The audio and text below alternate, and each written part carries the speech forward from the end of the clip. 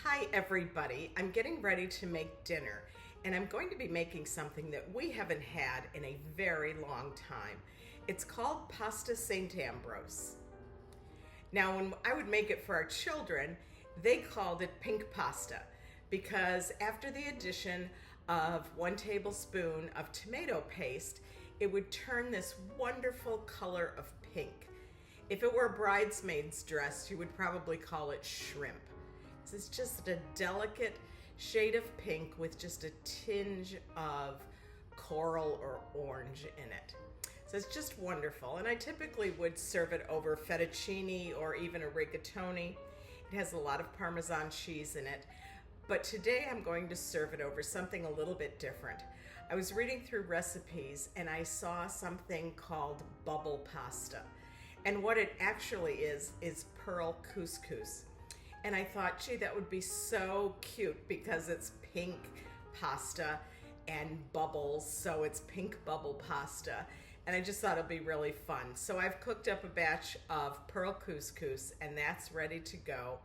And so I'm going to start making the pasta St Ambrose or pink pasta. As soon as the butter has melted, I'm going to be sauteing 1 small shallot and 2 stalks of celery. I'm going to turn down the heat a little bit because I don't want the butter to burn.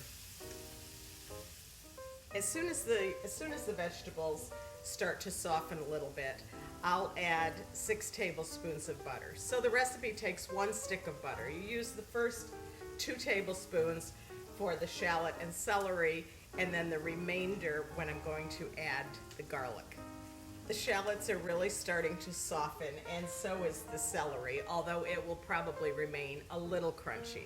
So I'm going to add the remaining 6 tablespoons of butter, and as soon as that's melted, I'll put the garlic in there and let that cook.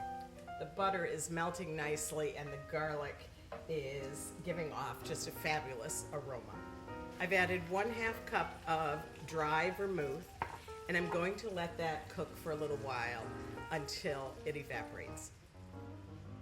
Occasionally, I will incorporate seafood into this recipe, and so I've added at this point a pound of bay scallops or sea scallops and let them cook in the wine and the butter, and they're just delicious, and then I just continue on with the rest of the recipe. The wine has reduced nicely, so I'm going to lower the heat and I'm going to add 1 cup of heavy cream and 1 tablespoon of tomato paste.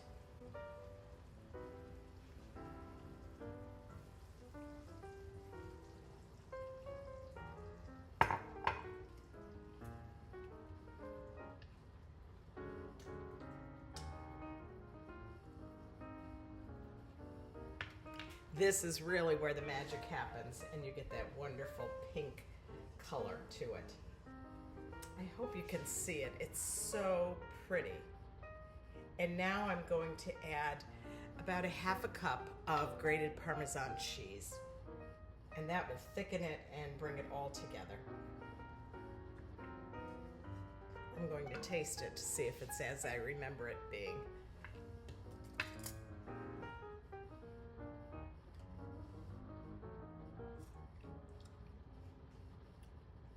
It's really good. You can taste the wine in there, even though it's evaporated out of the sauce, and the cream is, of course, delicious. It's all set to go. It looks wonderful. I'm going to get my bowl of couscous ready and then add the sauce to it. So here's the pasta St Ambrose all ready. It looks gorgeous, and look at that beautiful pink color. I had some shrimp, so I grilled those up earlier, and I've just laid those on top. So whether you call it pasta St Ambrose or pink pasta or bubble pasta, it's all delicious, and I hope that you try it. Remember, the fork is always on the left.